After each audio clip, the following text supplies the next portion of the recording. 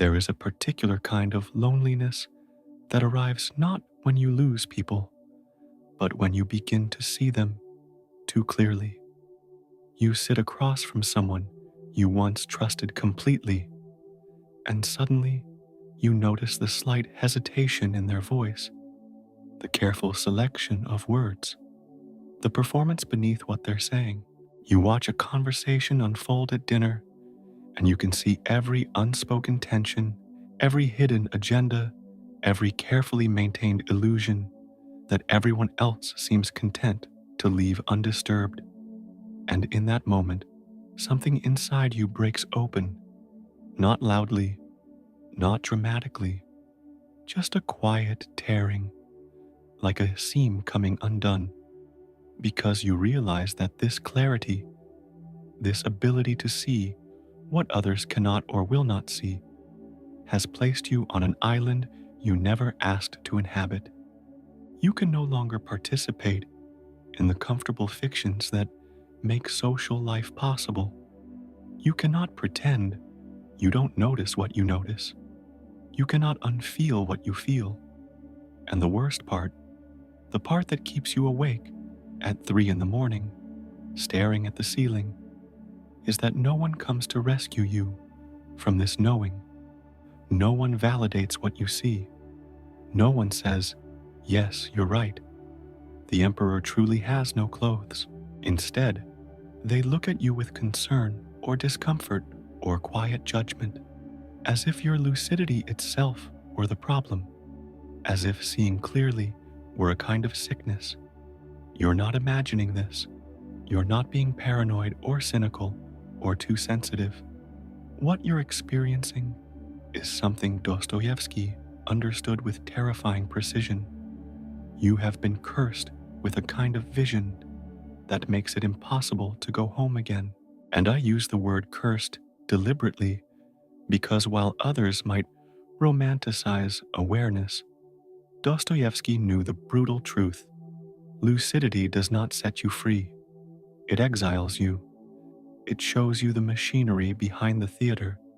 And once you've seen the ropes and pulleys, you can never again lose yourself in the performance.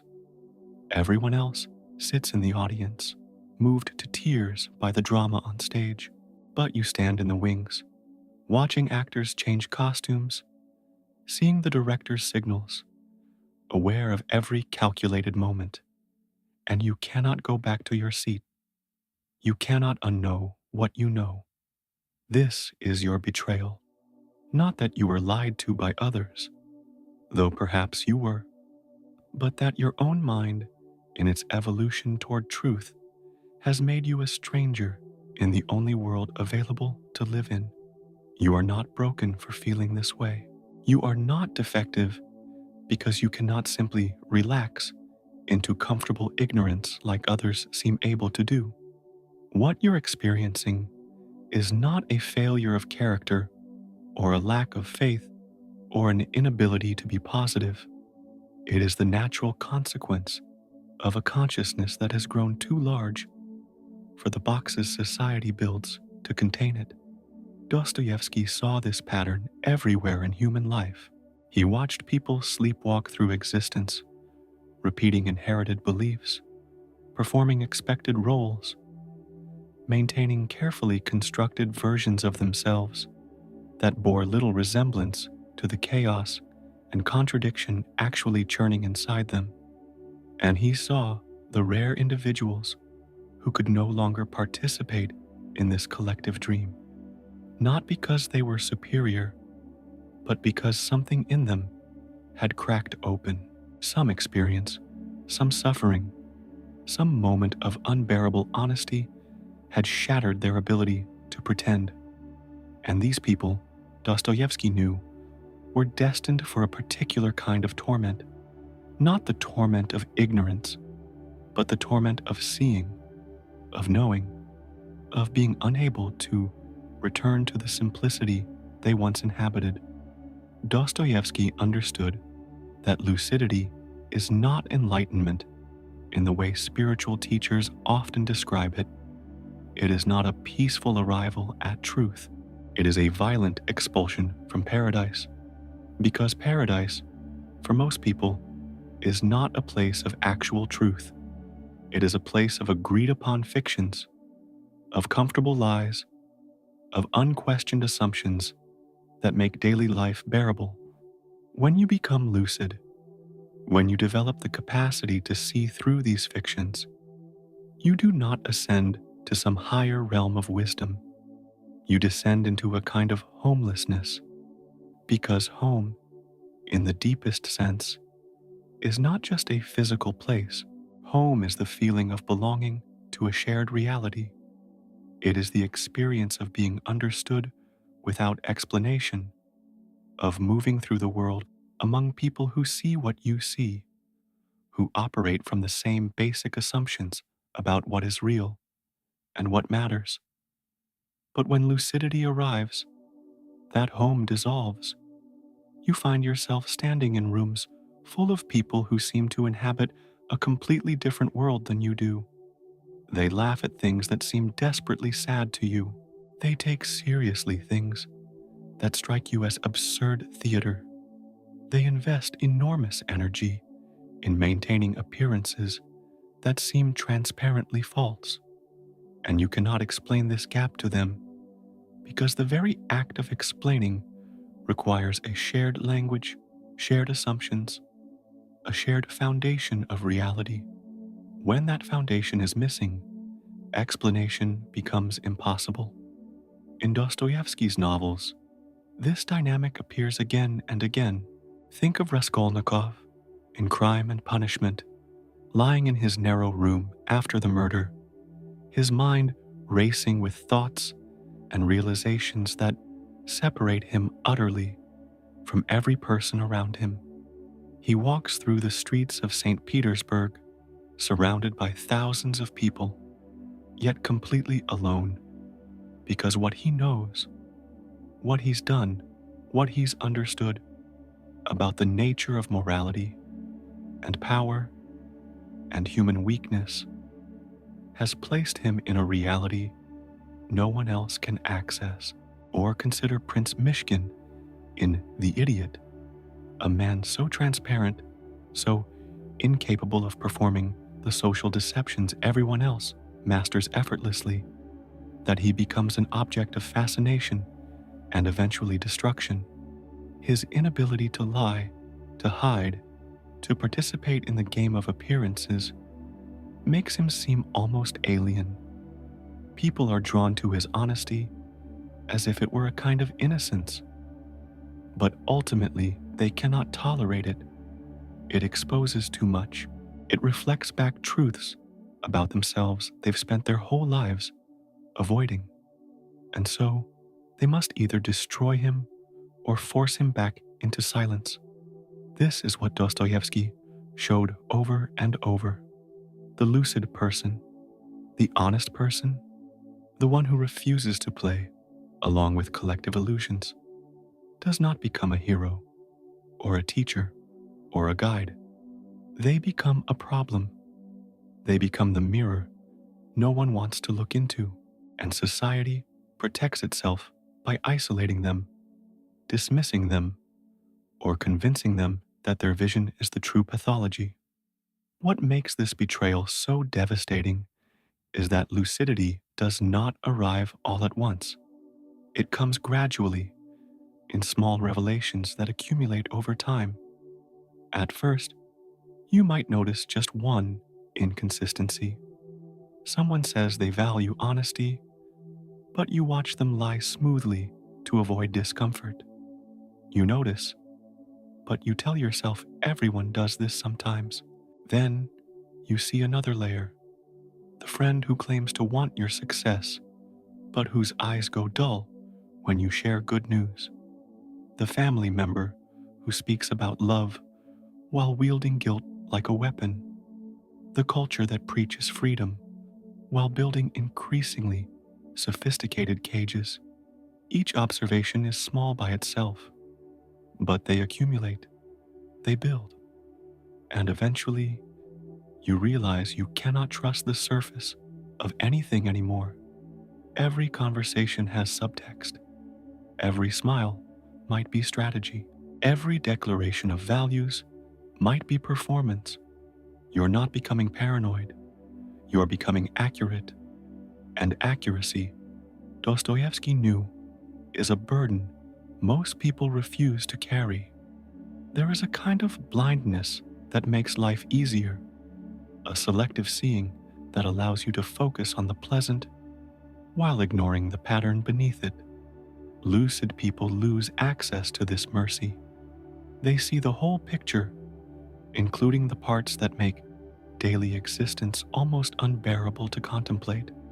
Dostoevsky wrote extensively about what he called underground consciousness, that state of being too aware, too sensitive, too incapable of the simple faith that allows others to act decisively and move through life without constant second guessing. The underground man in Notes from Underground is tortured precisely by this excess of consciousness. He sees too many sides of every question. He feels too deeply the humiliation and absurdity of human existence. He cannot simply act, because every action is revealed to him as potentially ridiculous, potentially futile, potentially another performance in a cosmic joke. And so he withdraws, not because he lacks courage, but because his clarity has paralyzed him. He cannot participate authentically in a world built on inauthenticity, and he cannot pretend well enough to blend in. This is the first dimension of the betrayal. Lucidity reveals the performance, but does not provide an alternative stage to stand on. You see that almost everything people do is theater, but you are still forced to live among the actors. You know the script is false, but you have no other script to follow. You recognize the absurdity, but you must still pay your bills, maintain relationships, participate in social rituals that feel increasingly hollow. And this creates a particular kind of exhaustion, not physical tiredness, but a deep spiritual fatigue from constantly translating between what you see and what you're expected to pretend you don't see. The second dimension runs even deeper. Dostoevsky understood that lucidity does not just separate you from others, it separates you from yourself. Because once you begin seeing through the performances of others, you inevitably begin seeing through your own. You notice the ways you too have constructed a false self to navigate the world.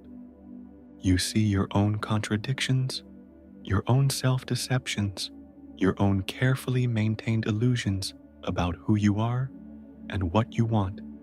And this double vision, this ability to watch yourself performing your own life, creates a split that can feel like madness.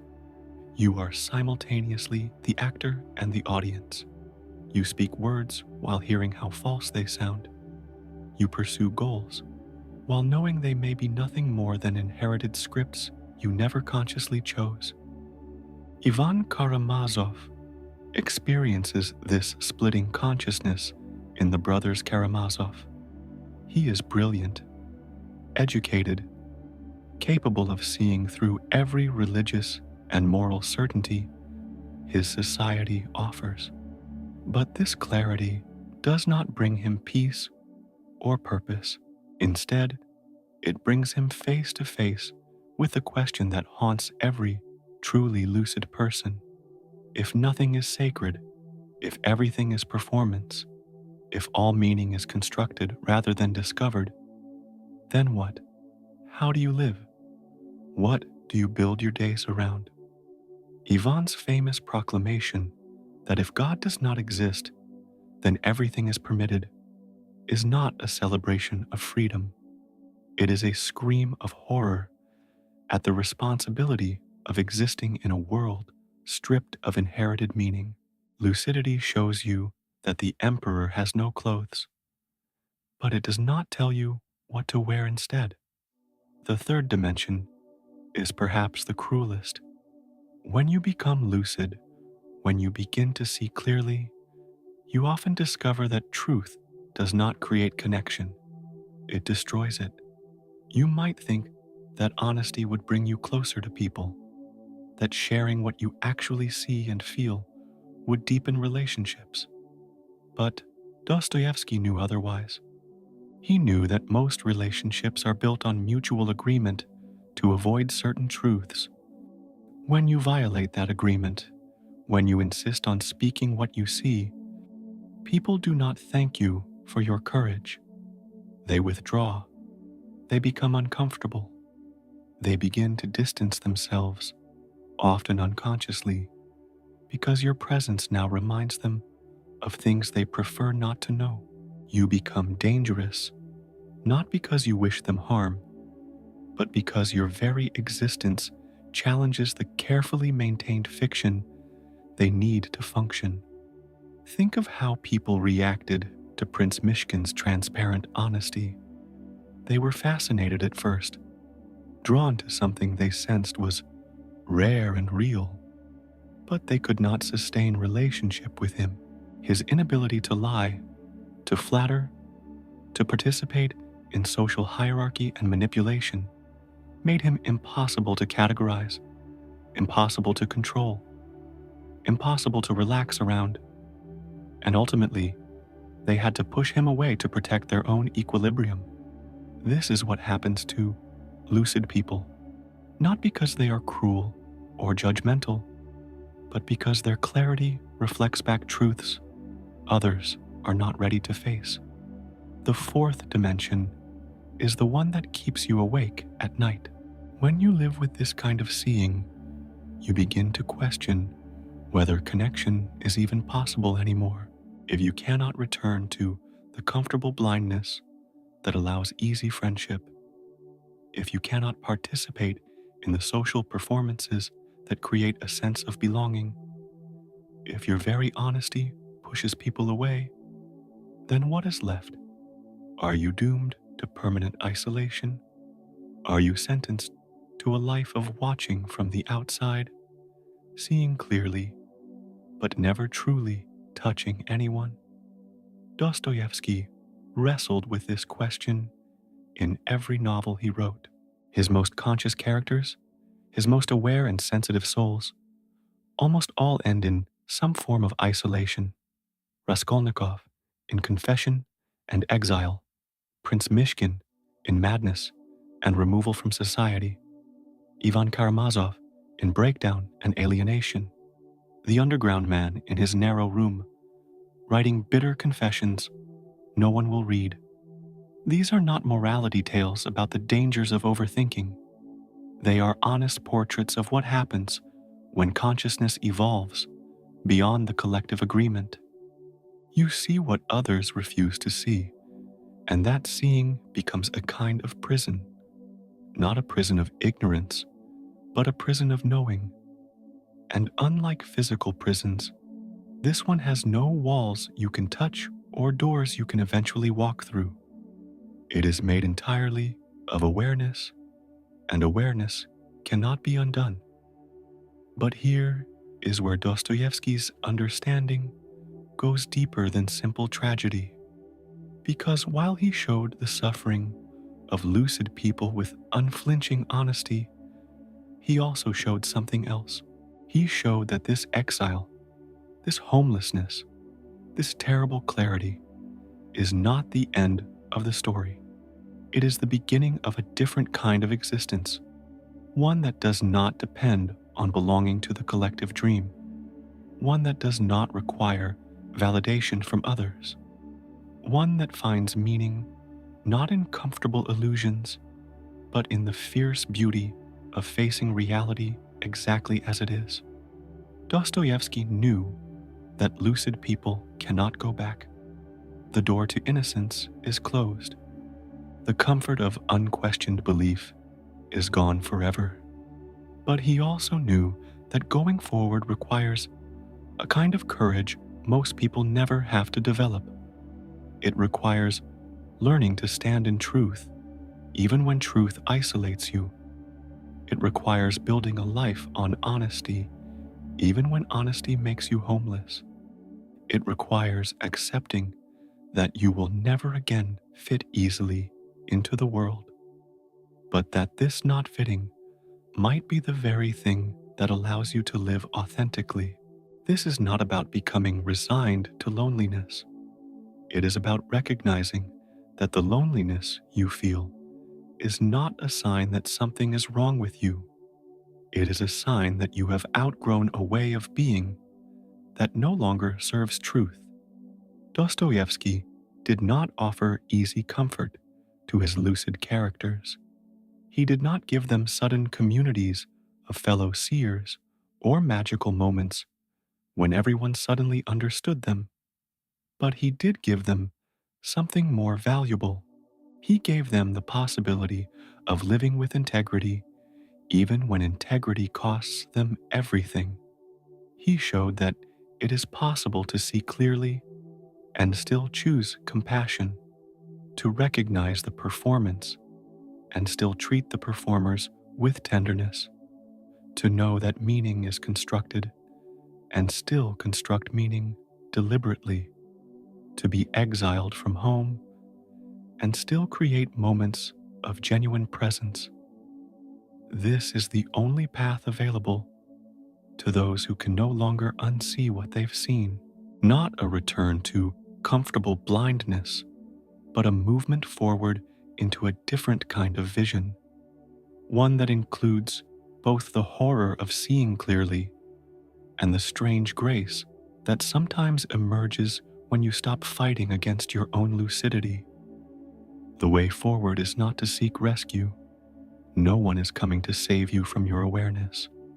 No one is going to make your vision comfortable or give you permission to see what you see.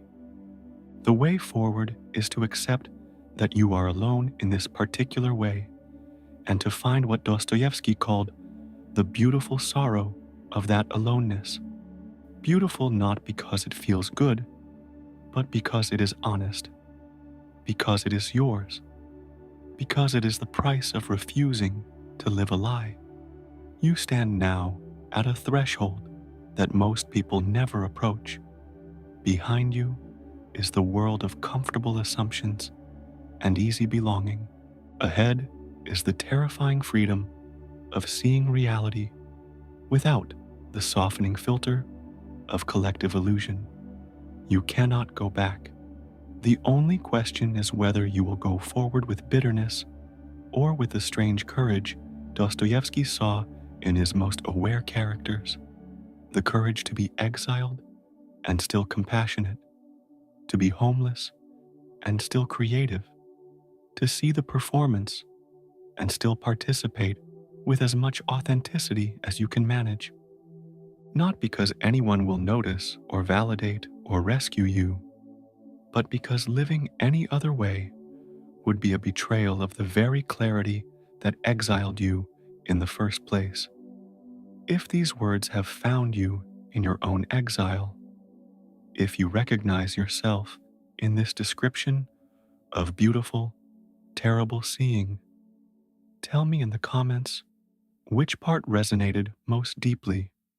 Your story may help someone else realize they are not alone in their aloneness. And if you want to continue exploring these uncomfortable truths that Dostoevsky understood so well, subscribe for more journeys into the parts of human experience most people refuse to acknowledge. You were not meant to live comfortably inside collective illusions. You were meant to see clearly, even when seeing clearly steals your home. Your lucidity is not your curse. Your refusal to honor what you see would be the true betrayal. Walk forward into your exile with eyes wide open. That is the only path that leads anywhere worth going.